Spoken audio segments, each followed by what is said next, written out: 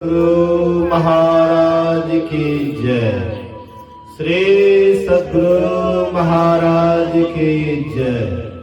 श्री सद्गुरु महाराज की जय। अखंड मंडलाकारं व्याप्तं येन चराचरम् तत्पदं दर्शितं येन तस्मै श्री गुरुवे नमः। धन्य धन्य सतगुरु सुखद महिमा कही न जाए। जो कुछ कहो तुम्हारी कृपा मोते कछो न बसाए। समवेत समादरणीय सज्जन वृंद, आदरणीय माताओं तथा भक्तिमती बहनों,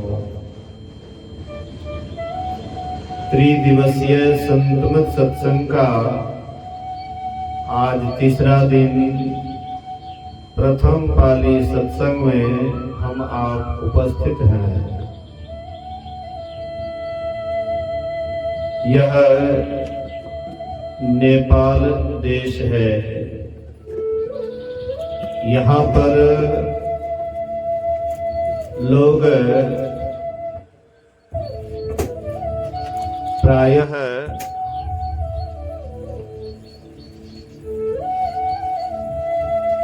नेपाली भाषा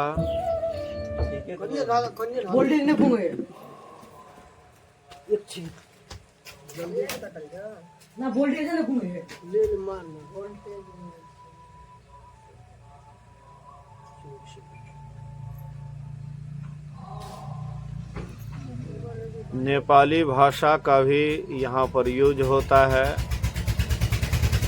और मैथिली में भी लोग बोलते हैं। यहाँ नेपाल में वर्ष में एक आध बार मौका मिलता है। बीच बीच में लोग सो जाते हैं। जब जगाने वाला नहीं होता है लोग सो जाते हैं। संत तुलसी साहब कहते हैं,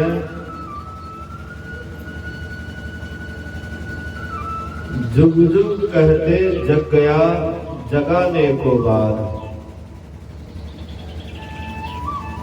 यह युग कई युग बीत गया लेकिन ये मनुष्य जगता नहीं है। सोने में ही इसको अच्छा लगता है। बाल बच्चे को अगर जगाइए तो उसको बड़ा दिक्कत होता है, बड़ा कष्ट होता है कि आप काहे जगा रहे हैं, हमको सोने दीजिए। सोने में उसको बड़ा सुख मिलता है, शांति मिलती है।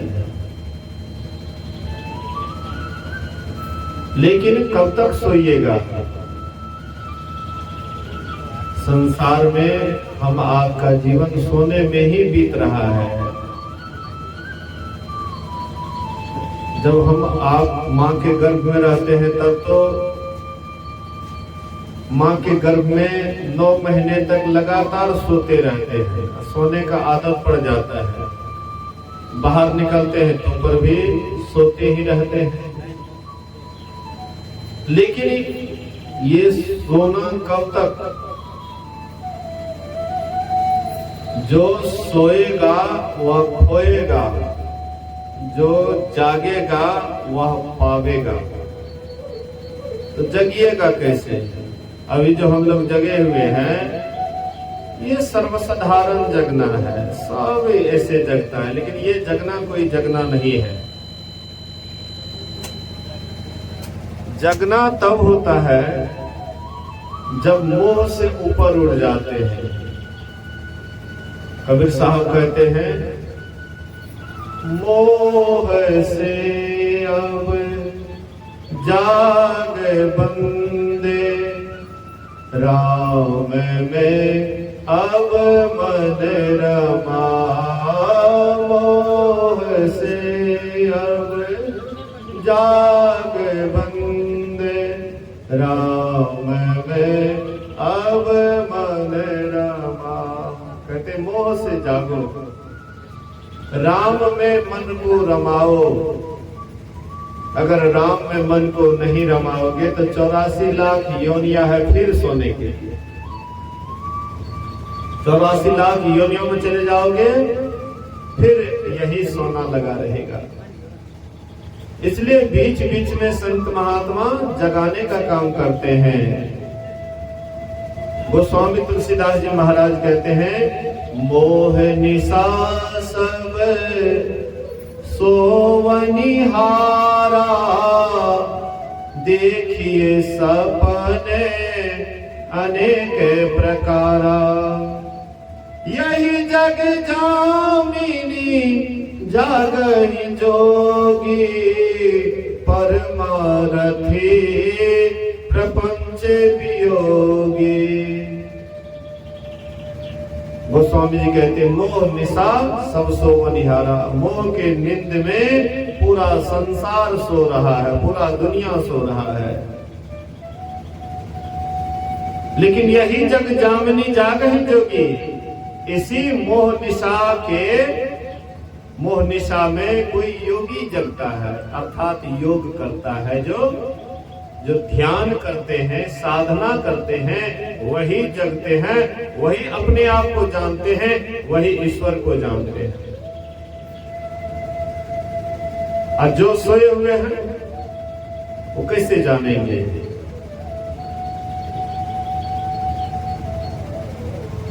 कबीर साहब कहते हैं, मेरी सूरत सुहागन जागरे। कहते हैं सूरत सुहागन, सुहागन किसको कहते हैं? जो पति से प्रेम पाती है उसको सुहागन कहते हैं, और जो पति से दुदकार फटकार लात जूता खाती है उसको दुहागन कहते हैं। परमात्मा रूप पति से जो जीव प्रेम पाता है वही जीव सुहागन है। जिसके अंदर में सूरत जग जाती है वही सुहागन है, और जिसका सूरत सोया हुआ है वह दुहागन है। इसलिए कबीर साहब कहते हैं, मेरी सूरत सुहागिनी जागरे, क्यों तू सोवत मोह नींद में, क्यों तू सोवत, क्यों तू सोवत मोह नींद में, उठ के भजनिया में लागरी, जागरे हाँ जागरे, मेरी सूरत सुहागन जागरे। चित्त से साध सुनो सरवन दे, उठत मधुर धुन रागरी, जागरे हाँ जागरे, मेरी सूरत सुहागन जागरे। कहते चित्त से शब्द सुनो सरवन दे। अभी आप लोग जैसे बांसुरी का आवाज सुन रहे हैं, वैसे हमारे भीतर में भी बांसुरी की आवाज होती है। झिंगुर का झनकार भमर गुंजार हो, अरे हारे में ही शंख सहनाई आदि ध्वनि धार हो। झिंगुर का झनकार, भमरे का गुंजार, शंख सहनाई, ये सब शब्द होता है हमारे अंदर में। और वो कौन शब्द करने वाले हैं? तो स्वयं परमात्मा। वे परमात्मा आवाज दे रहे हैं, परमात्मा बुला रहे हैं अपने पास। हम जिसके संतान हैं वह परमात्मा अपने पास बुला रहे हैं। हम लोग कौन हैं? ये शरीर माँ बाप से पैदा हुआ है। यह शरीर का निर्माता माता पिता है। लेकिन शरीर में रहने वाले का निर्माता कौन है? क्या माता पिता शरीर में रहने वाले जो बोलता पुरुष हैं उसको पैदा कर सकते हैं क्या? माता पिता ये जीवात्मा को पैदा करने की क्षमता नहीं है। इसलिए कितने माता पिता हैं बहुत कोशिश करते हैं फिर भी संतान नहीं होता है। शरीर निर्माण से विशेष है जीवात्मा, और वह जीवात्मा परमात्मा का संतान है। और जब तक ये परमात्मा के पास नहीं जाएगा तब तक ये कभी सुखी और शांति नहीं हो सकता है।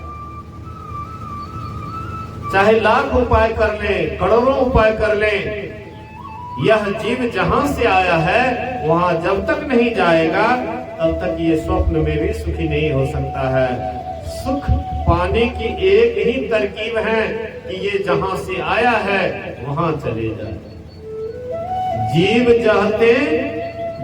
जबते हरिते बिलगान्यो, गोस्वामी जी विनय पत्रिका में लिखते हैं, जीव जबते हरिते बिलगान्यो, मतलब यह जीव हरि से जब से बिलग अलग हुआ तब ते देह गेह नहीं जानियो, तब से यह शरीर संसार को अपना समझने लगा। माया बस स्वरूप विसरायो, माया के अधीन होकर के अपने आप को भूल गए, अपने स्वरूप को भूल गए। यही भ्रम के नाना दुख पायो, इसी कारण से ये नाना प्रकार के दुखों को सह रहा है, दुखों को झेल रहा है। ये दुखी संसार के अभाव के कारण नहीं है।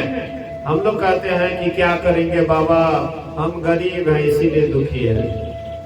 तो जो धनी है वो तो खूब सुखी है। जाकर के पूछिए तो धनी आदमी से, आप सुखी हैं? कोई कहने वाला संसार में नहीं है कि हम पूरा के पूरा सुखी हैं। हाँ, किसी के पास संसार का सुख कम है और किसी के पास संसार का सुख विशेष है, लेकिन क्या सब सुखी? संसार के सुख से कोई सुखी है क्या? सुख का मूल जड़ है परमात्मा से मिलन। उससे बिछुड़ करके रहिएगा, सब दिन दुखी रहिएगा। कितना हो व्यवस्था में रहिए, सब दिन दुखी रहिएगा। सुख का स्रोत है परमात्मा का मिलन। तो वह परमात्मा से मिलन कैसे होगा? परमात्मा से वियोग हो गया है, परमात्मा से वियोग हो गया है, उससे योग करना है, उससे अपने आप को जोड़ना है। योग अर्थात मिलाप। तो किसी से वियोग होगा तब नहीं योग करने की जरूरत है। अभी हम लोग योग सिखोपनिषद से सुन रहे थे, योग सिखोपनिषद। तो योग क्यों करें? कहीं से वियोग हुआ है तब तो योग करें। तो हम आप ईश्वर से हम लोगों का वियोग हो गया है। हमारा जो परम पिता है परमात्मा, उसी से वियोग हो गया है। जैसे कोई बच्चा माँ बाप से बिछुड़ जाता है, वह बच्चा दिन रात रोते रहता है। बच्चा को खिलौना दे दीजिए तो थोड़ी देर के लिए बच्चा चुप हो जाएगा और फिर रोने लग जाता है। क्यों? उसको अपना माता पिता चाहिए। वह बच्चा को प्रधानमंत्री के गोद में बैठा दीजिए और बच्चा से कहिए कि तुम प्रधानमंत्री के गोद में हो इसलिए चुप हो जाओ, क्या बच्चा चुप हो जाएगा? राष्ट्रपति है उसके गोद में बैठा दीजिए कि तुम राष्ट्रपति के गोद में बैठा हुआ है इसलिए तुम चुप रहो, क्या बच्चा चुप होगा? बच्चा को खिलौना दे दीजिए, थोड़ी देर खिलौना से खेलेंगे और फिर माँ बाप का याद आएगा, फिर खिलौना को छोड़ करके और फिर रोने लग जाएगा। इसी तरह से हम आप किसी भी पद को हासिल क्यों नहीं कर ले, राष्ट्रपति क्यों नहीं बन जाए, प्रधानमंत्री क्यों नहीं बन जाए, लेकिन जब तक हम ईश्वर से अलग रहेंगे तब तक दुखी रहेंगे। इसलिए महापुरुषों ने कहा कि जिससे वियोग हुआ है उससे योग करो। योग मतलब ध्यान करो। जब तक ध्यान नहीं करोगे असली ज्ञान नहीं होगा। अभी जो हम लोग गीता, रामायण, वेद, उपनिषद ये जो पढ़ते हैं, ये असल में कहा जाए रटुमल ज्ञान है। असली ज्ञान अपने भीतर से उदय होता है, अपने भीतर से निकलता है। जब आप ब्रह्म के तरफ चलिएगा, प्रभु के तरफ चलिएगा, और उस चलने में जो आपकी अनुभूति होगी, आपको अनुभव होगा, वही ज्ञान तो वेद पुराण है, वही तो गीता रामायण है। और कौन है? हमारे भीतर से ही तो ये ज्ञान निकला हुआ है। गीता रामायण वेद पुराण ये कहां से निकला हुआ? हमारे भीतर से ही निकला। गुरु महाराज जी जब ध्यान करते थे, साधना करते थे, तो गुरु महाराज जी बहुत पद की रचना करते थे। पदावली देखते हैं, जो साधना में अनुभूति होती थी उसी को गुरु महाराज लिखते जाते थे। अब बाद में जब गुरु महाराज जी ब्रह्मलीन हो गए, परमात्मा को पा लिए, उसके बाद शब्द नहीं लिखते थे। तो किसी ने कहा, हुजूर पहले आप शब्द की रचना करते थे, अब क्यों नहीं करते हैं? तो गुरु महाराज कहते हैं कि देखो जी, नदी जब सागर से मिलने के लिए चलती है तो नदी हरहराते हुए, गड़गड़ाते हुए, बहुत पेड़ पौधे को उखाड़ते हुए, पहाड़ को भी तोड़ते हुए, हाँ, ये हड़हड़ाते गड़गड़ाते हुए जाती है। जब नदी से मिल जाती है, समुद्र से मिल जाती है, तो उसका सारा हर हर गड़गड़ समाप्त हो जाता है। जब तक नदी से नहीं मिली है तब तक उसमें हड़हड़ाहट गड़गड़ाहट रहती है, और वही जब समुद्र से मिल जाती है एकदम शांत हो जाता है। हम आप भी जब तक ईश्वर से नहीं मिलते हैं तब तक हम में भी बहुत अशांति रहती है, हड़हड़ाहट गड़गड़ाहट रहती है, और जब ईश्वर से मिल जाते बिल्कुल शांत हो जाते हैं। गुरु महाराज जी शांत हो गए। शांति स्थिरता व निश्चलता को कहते हैं, और शांति को जो प्राप्त कर लेते हैं संत कहलाते हैं। तो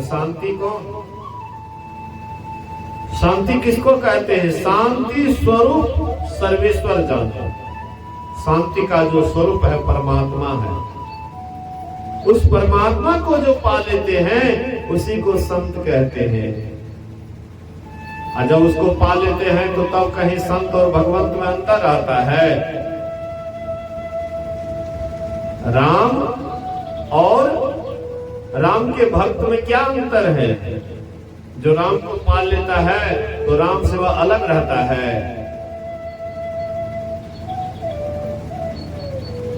सोई जानई जेहि देहु जनाई, और जानत तुम्ही हो जाई। हे राम, आपको वही जानता है जिसको आप जना देते हैं, और फिर आप उसको जनाने के बाद फिर आपसे वह अलग नहीं रहता है। सागर मही बुंद, बुंद मही सागरो, कवनो बुझे विधि जाने। गुरु नानक देव कहते हैं, सागर मही बुंद, बुंद मही सागर। बुंद समाना समुद्र में यह जाने सब कोई, और समुद्र समाना बुंद में बुझे बिरला कोई। समुद्र में बुंद समाता है, इसको तो सब आदमी जानते हैं। बारिश का बुंद समुद्र में जाकर के समाता है, ये सब कोई जानते हैं। लेकिन समुद्र समाना बुंद में बुझे बिरला कोई। समुद्र रूपी परमात्मा यह जीव में समाया हुआ है, इसको कोई बिरला जानता है। समुद्र कौन? परमात्मा। बुंद कौन? यह जीवात्मा। वह समुद्र रूपी परमात्मा जीवात्मा रूपी बुंद में समाया हुआ है, इसको कोई बिरला जानता है। इसलिए लोग ईश्वर को खोजने के लिए कहां कहां जाते हैं? हरिद्वार, बनारस, उत्तर काशी, बद्री नारायण, जगन्नाथ धाम, कहां कहां जाते हैं? वह हरि हमारे अंदर में ही है। हम अपने अंदर ढूंढते नहीं हैं, अब बाहर बाहर ढूंढते हैं। मोको कहां ढूंढो रे बंदे, मैं तो तेरे पास में। नामे मंदिर, नामे मस्जिद, नामे काबे कैलाश में खोज हो तो तुरंत मिल जाई है पल भर के तलाश में। एक पल में भी परमात्मा हम आपको मिल सकता है, लेकिन अपने अंदर नहीं खोजते हैं, उसको बाहर बाहर ढूंढते हैं। गुरु महाराज कहते हैं बाहर भरमी हो नहीं प्रभु पई हो, अभी अंतर दसु हो। बाहर भरमोगे परमात्मा को कभी प्राप्त नहीं कर पाओगे। परमात्मा को पाना है अपने भीतर में खोजो, निज तन में खोज सज्जन, बाहर ना खोजना, अपने ही घट में हरि है, अपने में खोजना। कैसे खोजोगे? तिल द्वार तक के सीधे सूरत को खींचला, अनहद धुनों को सुन सुन अंतर में खोजना। कहते हैं तिल द्वार तक के सीधे सूरत को खींचला। तुम्हारे अंदर में दो नैनों के बीच से दो धाराएं निकलती हैं, एक का नाम इंगला है, दूसरे का नाम पिंगला है। दोनों के मध्य में जिसकी सूरत टिक जाती है उसी का सुषुम्ना द्वार खुल जाता है और उसी को परमात्मा का दर्शन होता है। बिंदुनाद महालिंगम शिव शक्ति निकेतनम, देहम शिवालयम प्रोक्तम सिद्धिदम सर्वदेहिनम। बिंदुनाद महालिंग है और शिव शक्ति का घर है। इस देह को शिवालय कहते हैं। सभी प्राणियों को इसमें सिद्धि मिलती है। हम लोग बाहर में शिवालय देखते हैं, बाहर में शिवलिंग देखते हैं। शिवालय में शिवलिंग होता है, शिवलिंग के नीचे में जलधरी होता है। हमारे भीतर में भी ये शरीर क्या है? शिवालय है। बाहर शिवालय को हम बहुत साफ सुथरा रखते हैं, लेकिन ये शिवालय में पता नहीं क्या क्या डालते हैं। गंदा से गंदा चीज इसमें डालते हैं। क्या उस मंदिर में कभी हम लोग गंदा चीज डालते हैं, चढ़ाते हैं गंदा चीज? कभी भी गंदा चीज नहीं चढ़ाते हैं बाहर के शिवालय में। और ये परमात्मा का बनाया हुआ शिवालय है, इसमें क्या क्या नहीं डालते हैं। मांस, मछली, अंडा, गंडा,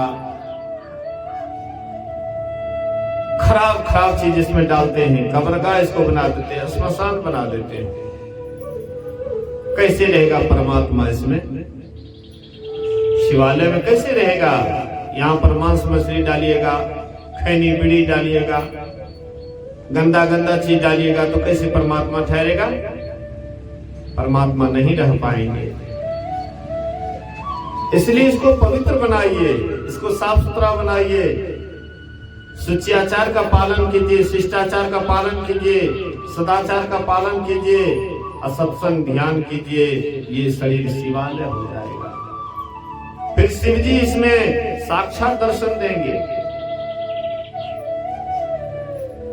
लोग साल भर तक मुर्गा खाते हैं, मांस मछली खाते हैं, और एक बार बोलबम जाते हैं, कमरिया बन करके दौड़ते हुए सुल्तानगंज में पानी भरते हैं और जाते हैं बैद्यनाथ धाम भोले बाबा को जल चढ़ाने के लिए। कैसा सोच है? एक नाथ जी महाराज सबको जाते हुए देखे। एक नाथ जी महाराज वे भी चल दिए, वे भी कामर उठाए। रास्ते में देखे एक गधा प्यासा है, प्यास से तड़प रहा है, धूप से व्याकुल है। एक नाथ जी महाराज जाते हैं और गधा लोगों से कहते हैं कि भाई देखो ये गधा प्यासा हुआ है, इसको थोड़ा पानी पिला दो। तो कहते हैं महाराज आप कैसे हैं? प्यासा है तो यहाँ हम शिव जी को जल चढ़ाएंगे कि गधे को पानी पिलाएंगे? गधा को पिलाने के लिए थोड़े गंगा जल भरे हैं। कोई नहीं पानी दिए हुआ गधा को, प्यास से तड़प रहा था। एक नाथ जी महाराज गए और गधा को पानी पिलाते हैं। वही गधा में से भगवान शिव साक्षात प्रकट हो गए और एकनाथ जी महाराज को दर्शन दिए। परमात्मा कहाँ नहीं है? कौन जगह परमात्मा नहीं है? हम में, तुम में, खड्ग खंभ में, हर जगह परमात्मा भरा पड़ा है। लेकिन हम लोग परमात्मा को मंदिर में ढूंढते हैं, मस्जिद में ढूंढते हैं, गिरजाघर में ढूंढते हैं, ढूंढते ढूंढते हम मर जाते हैं, लेकिन परमात्मा आज तक किसी को नहीं मिला है। तो परमात्मा जब भी मिलेगा हम आपके अंदर में मिलेगा, और इसके लिए साधना करना पड़ेगा, ध्यान करना पड़ेगा। ध्यानाभ्यास करो सद सद ही, चातक दृष्टि बनाई है। चातक पक्षी की भांति ध्यान करना चाहिए। जब गर्मी होता है, कितनों गर्मी होता है, कड़ाके की गर्मी होती है, किसान देखिएगा काम नहीं छोड़ता है। बुखार से परेशान है फिर भी काम नहीं छोड़ेगा, और सत्संग में थोड़ा सा गर्मी लगा तो फूट करके चल देता है। कोई काम ये मतलब इसमें क्या मिलेगा, गर्मी लगती है, कौन बैठेंगे? सोचिए, थोड़ा सा विचारिए। हमारा आपका अपना काम है, गर्मी लगती है तो हम ही को फायदा होगा। कभी कभी भगवान के नाम पर भी थोड़ा बहुत सहना चाहिए।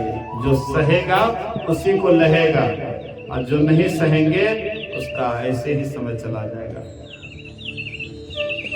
जहां पर देखते हैं पैसे वाला भांज, वहां पर खूब सहते हैं, और जहां पर देखते हैं कुछ बाहर में मिलने वाला नहीं है, उसके लिए हम सहना नहीं चाहते। जो सहेगा उसी को लहेगा, और जो नहीं सहेगा उसका सब बिगड़ जाएगा। इसलिए सत्संग कीजिए, ध्यान कीजिए। त्रिकाल संध्या गुरु महाराज जी अब आपको त्रिकाल संध्या बतलाए हैं। जब भोर में, भिनसर में जब नींद टूटती है तब कुल्ला आचमन करके ध्यान करना चाहिए। जब आप स्नान करते हैं, जिस समय में स्नान करते हैं उस समय में आप सब काम छोड़ करके ध्यान कर कीजिए। फिर शाम के समय में जब सांझ बाती देते हैं, पैर हाथ धो करके ध्यान कीजिए। ये त्रिकाल संध्या, और कम से कम सुबह शाम स्तुति विनती कीजिए। अगर ये त्रिकाल संध्या कीजिएगा, सुबह शाम स्तुति विनती कीजिएगा, तो ऐसे जीव कभी भी काल के गाल में नहीं जाता है। जो त्रिकाल संध्या करेंगे वह जीव कभी भी काल के गाल में नहीं जाएगा। वह जब भी जाएगा तो परमात्मा के ही गोद में जाएंगे, वह परमात्मा को ही प्राप्त करेंगे। लेकिन त्रिकाल संध्या कीजिए। गोस्वामी तुलसीदास जी कहते हैं कि जो जीव त्रिकाल संध्या करेगा, अगर वह नरक जाएगा तो उससे पहले मैं ही जाऊंगा नरक। जो त्रिकाल संध्या करेंगे, वह जीव अगर नरक में जाएगा तो उसके आगे मैं जाऊंगा। इसका मतलब जो त्रिकाल संध्या करेंगे वह जीव कभी भी नरक में नहीं जाएगा। जो सत्संग ध्यान करेंगे उसकी कभी दुर्गति नहीं होगी। भगवान कृष्ण से अर्जुन ने पूछा कि कोई योग का आरंभ कर दिए हैं, लेकिन वे बीच में योग भ्रष्ट हो गए, मतलब मंजिल तक नहीं पहुंच पाए, बीच में ही उसका शरीर छूट गया। तो क्या जैसे आकाश में बादल लगती हैं और जोर से तूफान आता है तो वह बादल छिन्न भिन्न हो जाता है, ऐसे ही वह व्यक्ति बीच में विनष्ट तो नहीं हो जाता है। भगवान कृष्ण कहते हैं कि हे पार्थ, क्या इस लोक में और क्या परलोक में ऐसे शुभ कर्म करने वाले की कभी दुर्गति नहीं होती है। वह जब शरीर छूटता है उसका, तो सीधे स्वर्ग को जाता है, और स्वर्ग से जब आता है तो किसी श्रीमान के घर में जन्म लेता है, और पूर्वकृत संस्कार उसको फलित हो जाता है, योग्य गुरु मिल जाता है। ध्यान करते हुए जब तक मेरे परम शांति को नहीं प्राप्त करता है तब तक वह संस्कार उसको छोड़ता नहीं है। मतलब परमात्मा को प्राप्त करा करके ही यह असंस्कार उसको छोड़ता है। इसीलिए संत महात्मा कहते हैं प्रारंभ करो, प्रारंभ होगा तब न अंत होगा। रास्ते का शुरुआत कीजिएगा तब न अंतिम मंजिल तक चलिएगा। और शुरुआत ही अगर नहीं हो तो फिर अंत कहाँ होगा। तो भक्ति का शुरुआत कैसे कीजिएगा? जब तक सत्संग नहीं करिएगा तब तक समझ में नहीं आएगा कि कौन भक्ति, क्या भक्ति और कैसे करेंगे। इन सब बातों की जानकारी सत्संग से होता है। तो सत्संग में आइए, इसी से हम आपका जीवन सार्थक और सफल होगा। इसी वचन के साथ ऐसे तो स्तुति में विलंब हुआ, अभी आधा घंटा भी पूरा नहीं हुआ, ये लोग हड़बड़ाने लगा है। आधे घंटा में हड़बड़ करने लगा, आधा घंटा भी अभी पूरा नहीं हुआ और दो भी कुछ देखते हैं कुछ ज्यादा हो गया है। इसलिए समय के अनुसार स्तुति में थोड़ा विलंब हुआ, इसी कारण से और सब काम में थोड़ा इधर उधर हो रहा है। और फिर अपराह्न सत्संग में कुछ देर होगा। तो आइए इसी वचन के साथ मैं अपने वाणी विराम देता हूँ। बोलिए श्री सद्गुरु महाराज की जय।